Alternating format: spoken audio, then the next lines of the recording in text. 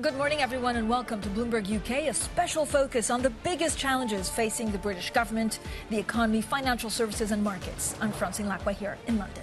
Now, the Bank of England is expected to keep rates steady later today, with the impending UK election making it a move more difficult. The latest reading of services inflation came in higher than expected, even as CPI fell to 2% in the year to May. Well, for more, let's bring in Bloomberg's Lizzie Burden, who's outside the BOE today. Lizzie, also with a bit of sun. So it doesn't look like we're going to have a huge BOE event today. Yeah, it's billed as a non-event, Francine, but let me tell you what might move markets around this decision. It's a non-event because of the general election. We haven't had any speeches from the Monetary Policy Committee since it was called, but there could be some interest from, first of all, the guidance that comes out with the decision. Do they signal, actually, that they're quite comfortable with the data, despite that services print? You had traders paring their bets on an August rate cut off the back, but you might actually see the MPC deciding, hey, this is a backward-looking figure, and the trend is that services inflation is coming down. It actually peaked last year. Also, look at the vote split. If you get a more dovish split than the 7-2 we saw last time, maybe that would suggest that August is going to be a live meeting.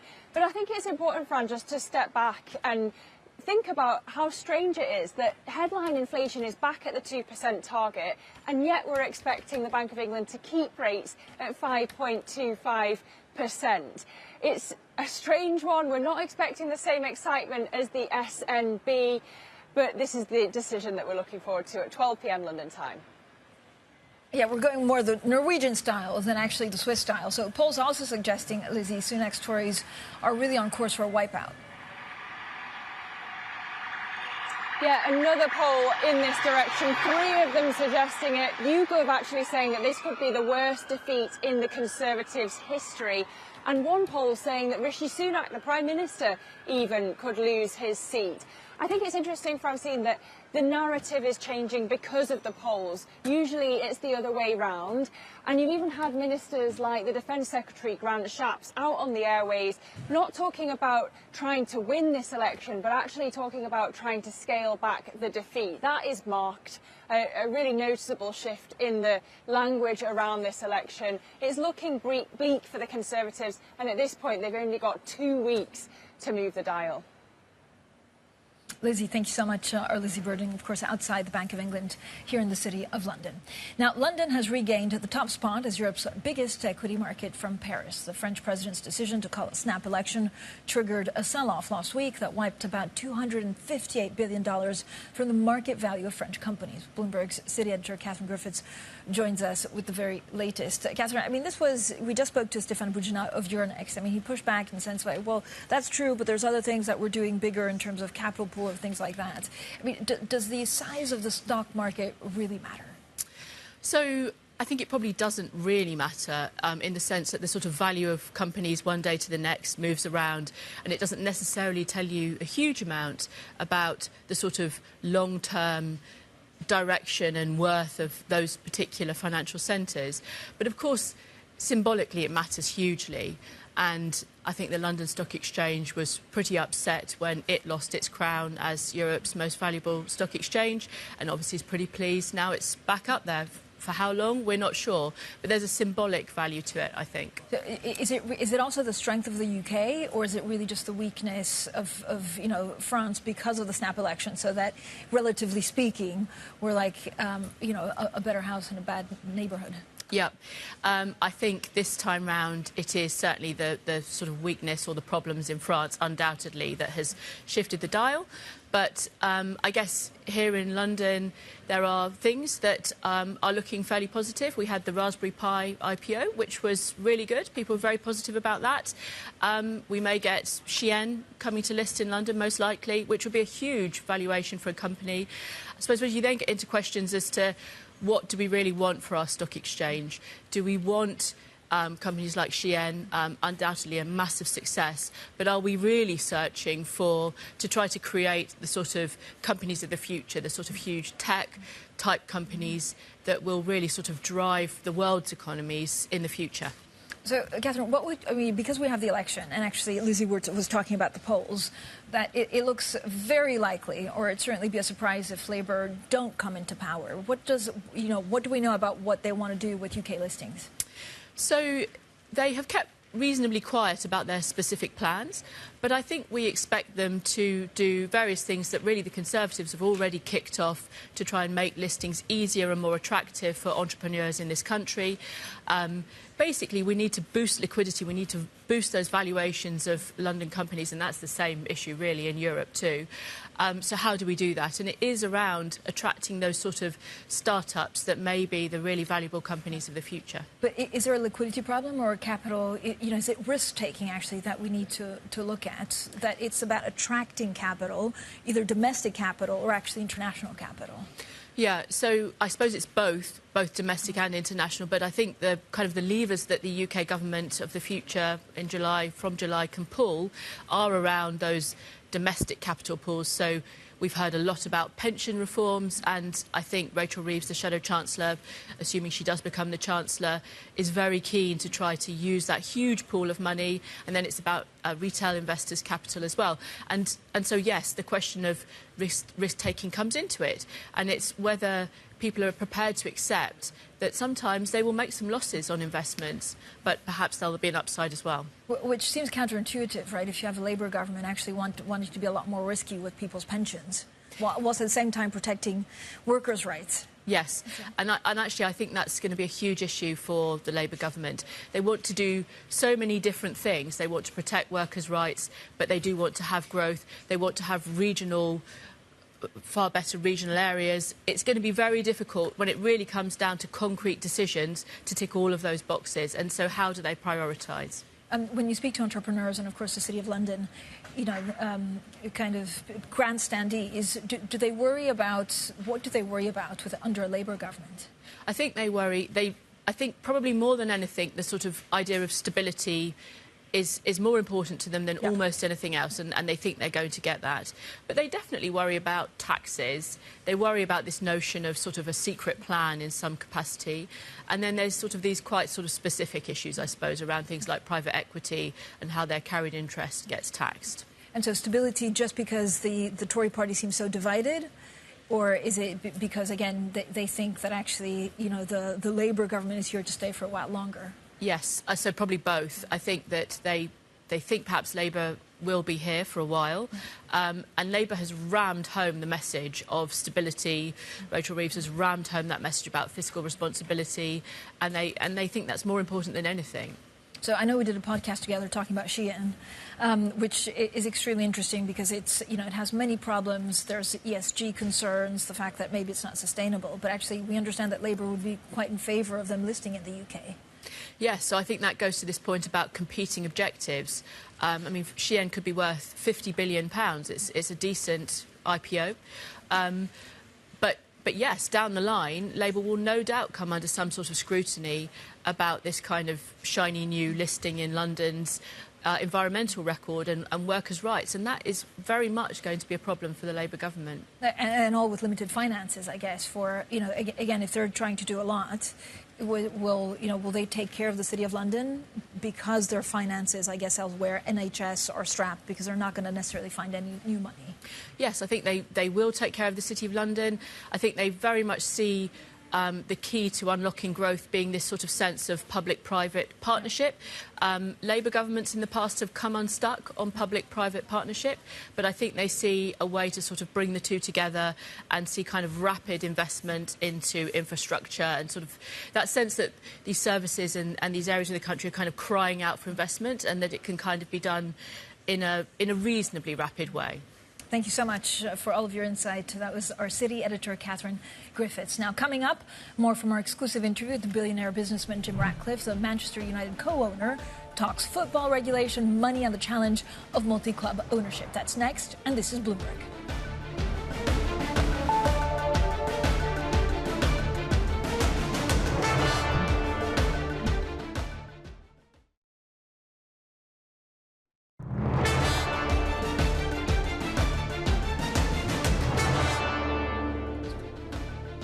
The billionaire co-owner of Manchester United has warned those running the Premier League they are in danger of ruining the world's richest football competition. Well, in an exclusive interview, Jim Ratcliffe discussed his opposition to the incoming UK football regulator as he aims to turn around the fortunes of one of the world's most famous sporting clubs.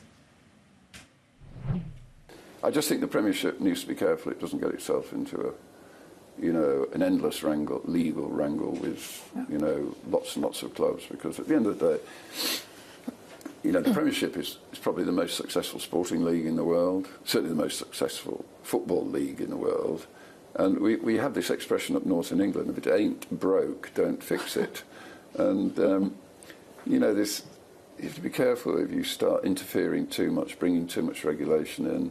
And then you finish up with the Manchester City issue, you finish up with the Everton issue, you finish up with the Nottingham Forest issue, and on and on and on. And if you're not careful, the Premiership is going to finish up spending more time in court than it is thinking about what's good for the league. And, we've got the best league in the world. Don't ruin that league, for heaven's sake. And then there was all this conversation about anchoring, and, what would anchoring do? Anchoring would that would inhibit the top clubs in the Premiership. And the last thing you want in the Premiership is for the top clubs in the Premiership not to be able to compete with the Real Madrids, Barcelona, Bayern Munich, PSGs. I mean, that's absurd. And if it does, then it ceases to be the finest league in the world. So people have to be... And then we've got the government regulator. We're now talking about a government regulator coming in. And they, if you've got a government regulator, at the end of the day, they'll interfere. And that won't be good. So...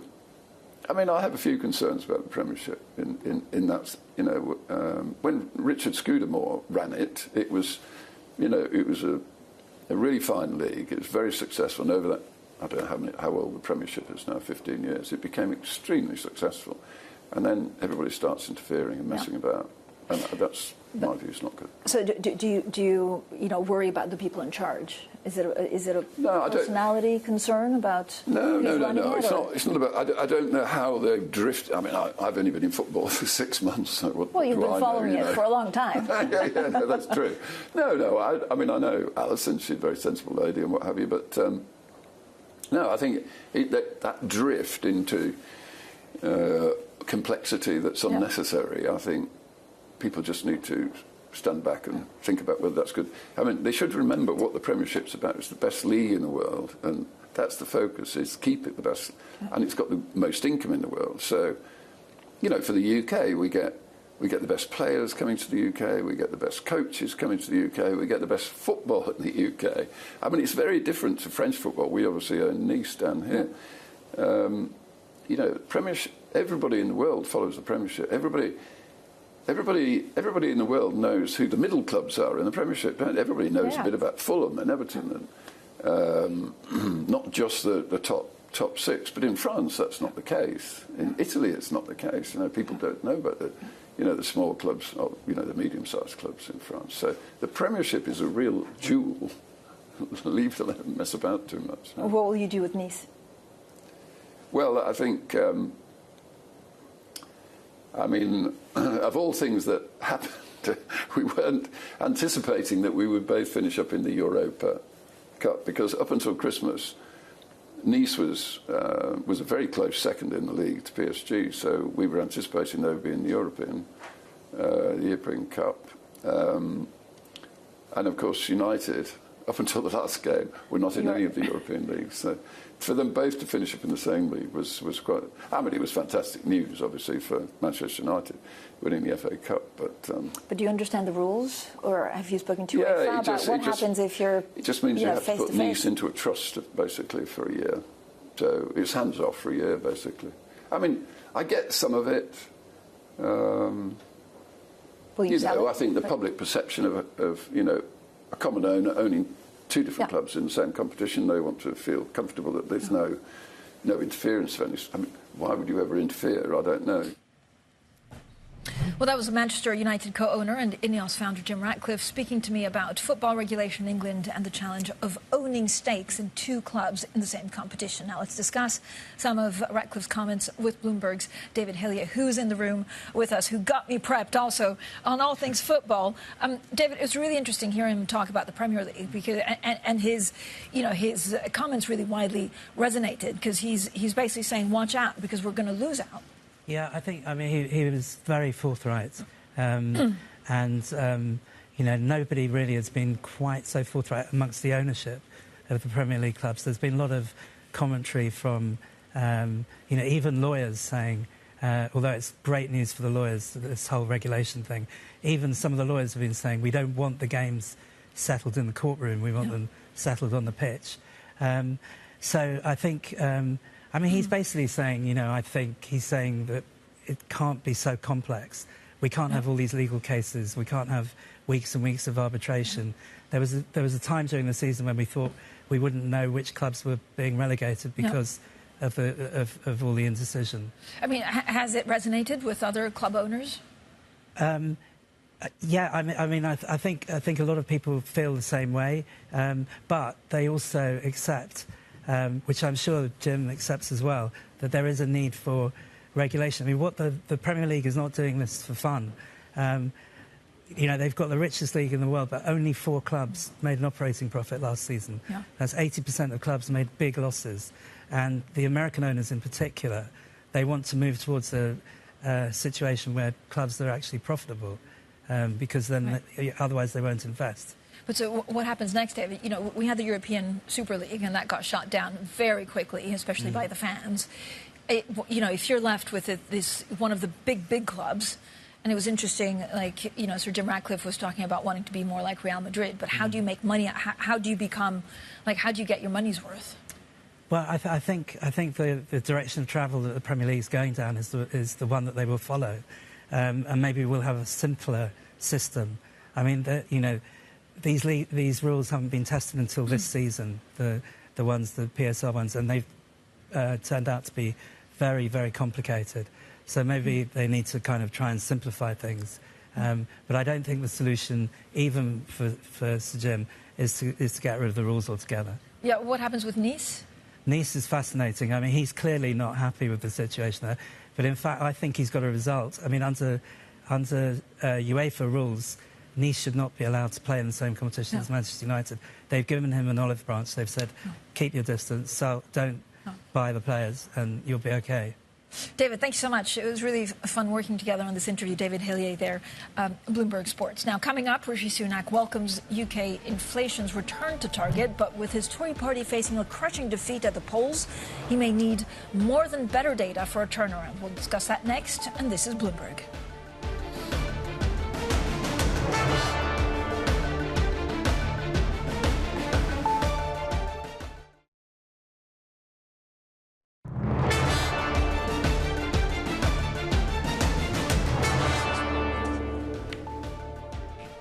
The Prime Minister Rishi Sunak's move 4 weeks ago to call an election has all but ruled out a UK rate cut today. Now, Sunak has hailed the news that inflation has returned to the Bank of England's 2% target. But with his Conservative Party facing an election wipeout, polls suggest it may have come too late to save the Prime Minister. Well, plenty to discuss with Bloomberg's John Stepik, who joins us. John, I want to talk about inflation. I just want to talk about the manifestos in general.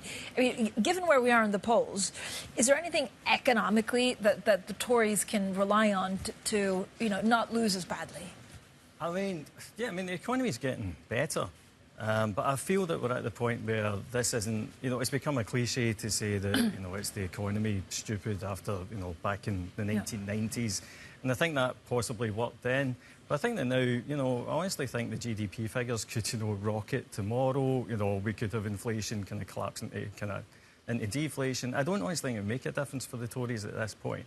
Nobody is giving them credit for inflation coming down, quite rightly not giving them credit because it's not, it's not them that's done it. Yeah. What has done it?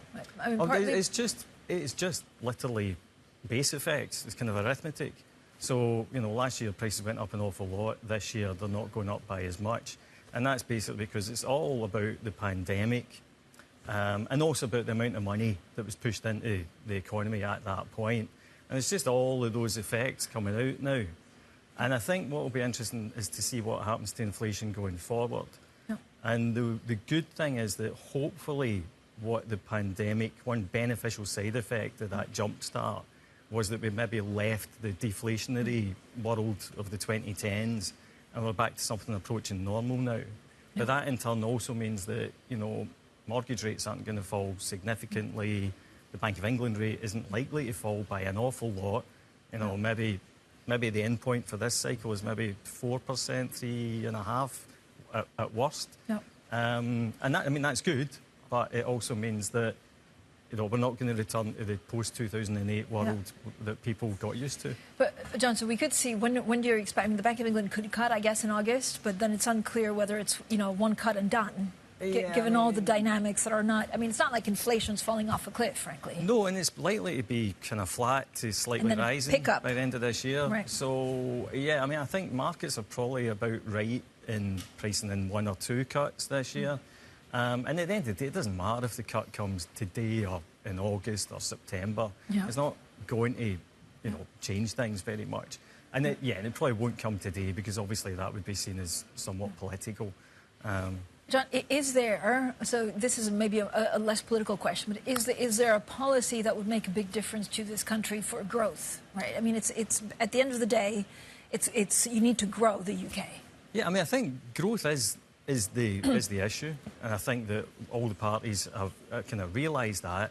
And I think one of the interesting things about Labour and where they have put some clear blue water between themselves and the Tories is the idea they're going to push ahead with building and kind of move over objections to that. And I think it's a start. I mean, personally speaking, I think getting rid of as many regulations as possible within reason would also be a good thing, but I don't see any party doing that. Okay, John, thank you so much. John Stepek there. Be sure to subscribe to John's daily newsletter. It's brilliant, Money Distilled. On Monday, UK Business Secretary Kemi Badenoch and the Shadow Business Secretary Jonathan Reynolds go head-to-head in a live televised debate moderated by Bloomberg that will also face questions from Britain's leading business groups. Catch the business debate 12:30 p.m. UK time on Bloomberg TV, the Terminal website, YouTube and radio.